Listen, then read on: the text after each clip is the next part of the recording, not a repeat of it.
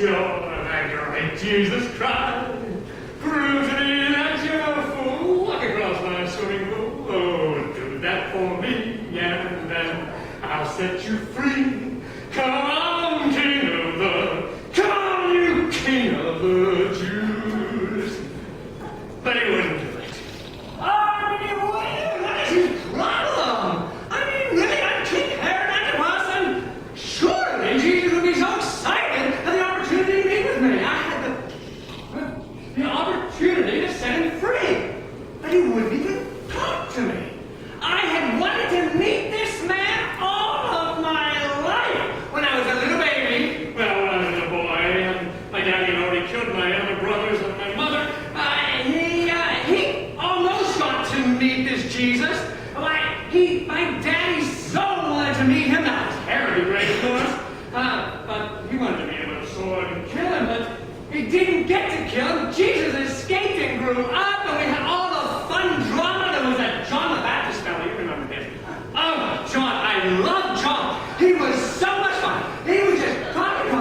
He had such cool things to say about God, and what God thought about this, or about God. I mean, whenever I tell you what the scriptures say, but John was like, this is what God says. Like, he heard God right in his head. It was so cool. I loved to listen to him. Now, my wife, she didn't like to listen to him too much, you know, and that woman kind of rules a nest, and so poor John didn't bear well. You see, John started complaining about me and Herodias, and our little tryst, and the fact that I stole her from her other husband, and he didn't think that was what God would want. He didn't think I should have divorced my wife to marry Herodias, but I liked Herodias. She was pretty. At least I was getting married. Wasn't that the right thing to do in God's eyes? I mean, really. But then came that whole dancing thing with Salome and a little bit too much wine, and next thing you know, John's head's on a platter in front of me. So I didn't have John to talk to anymore to find out what God had to say. So I looked forward to Jesus. Oh, the things that this man does, the things that he did. They say he raised the dead. They said he could turn water into wine. We could save so much money in our kingdom if he would just turn all the water into wine. He could turn the whole Sea of Galilee into a fine Bordeaux, and everyone would be happy. I was looking forward to this. We were going to have fun. I never thought it would happen that Pilate would let me talk to Jesus. He had been arrested, I understand. Who knows for what? Supposedly, for saying that he wasn't just a prophet, but he was God. Can you believe someone would have such audacity? Hey, if anybody could say it, it would be Jesus. John the Baptist told me that Jesus was the only one who could ever say something like that. That if there was a Messiah, it was this Jesus fellow. And so when Pilate sent him to my palace, I was obsessed. I was so happy to meet him. And he came walking in, and oh my gosh, I made them bow down and everything. Jesus, your king, am so pleased and proud to meet you. And I thank you for this opportunity that you've given to me and Pilate's given to me to maybe, just maybe, set you free. Now, we can do that, Jesus. But we just need to have a little understanding here. You do that with God sometimes, don't you? Just have a little understanding here, God. Now, first of all, we need to make sure you are who you say you are. So, tell you what, I hear you do simple things. You are divine. Turn my water into wine. And he just looked at me. I said, come on, this can't be too hard for you. You raised the dead and all. I mean, just a little water into wine. It's a simple trick. My magicians can do it. But he wouldn't do anything. I said, fine, how about something a little bit more tricky? How about walk across my swimming pool? But no. I said, heal my servant. He looked at him, my servant looked at himself. He wasn't even sick. So I stabbed him. Now he's dying right there in front of us, Jesus. Look, Jesus, he's gonna die. What are you gonna do? He did nothing. Who wants a God you can't manipulate?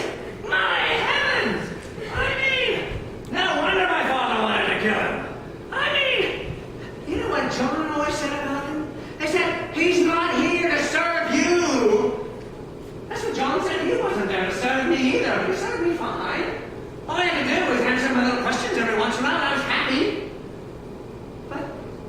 he wasn't going to answer my questions, and he wasn't going to perform for me, and he wasn't going to do my tricks. And what good is he? I don't want a God that I have to serve. I have a wife and kids that I have to serve. I have a whole kingdom. Jackson wants this and wants that. I don't need to serve someone. I'm the king, for heaven's sake. I mean, let's face it. I go to the synagogue. I go for the holy days. Most of them. I try to always have a good example for the people. I'm there on the great feast days and the great celebrations that are required. Most of them. And therefore, since I'm taking my valuable time and being there for him, shouldn't he be there for me? When I need him, when I want him, I just request a little thing. See a badly turned into more. No, I mean, come on! Is it too big to ask of God, heal my dead servant? I mean, really? Isn't that why you go to church? I mean, isn't that why you read the Bible? To figure out how to get God to do what you want him to do? We don't need to serve him. Life is too complicated for serving others. And besides, as soon as you start deciding that he is God, and that he has expectations, because every king, and I should know, has expectations of his people, then all of a sudden you're going to worry about what those expectations are, and what he wants from you, and what he wants you to do, and every king says, we want the people to be happy. I don't want anybody to be happy but me. That's all I care about. That I'm happy. Isn't that what you care about? We're not here to worry about if somebody else is happy, or even if God is happy. Really? Aren't you here to worry about if you're happy? So if God isn't going to make us happy, serve us, then I say, away with him. Away with him. But it doesn't work that way, does it? You can't just poof away with God. He has that nasty habit of keeping on turning up again. Even after a cross, he turns up again. And he still is asking and wanting followers, still being proclaimed as king. Nobody remembers Herod Antipas anymore, but Jesus. Jesus is King of Kings, Lord of Lords, changes the world.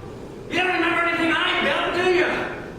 Nobody ever said, Herod Antipas saved my life. The world claims Jesus saved their lives. So the question is, what are you going to do with Jesus? Ignore him, like I did.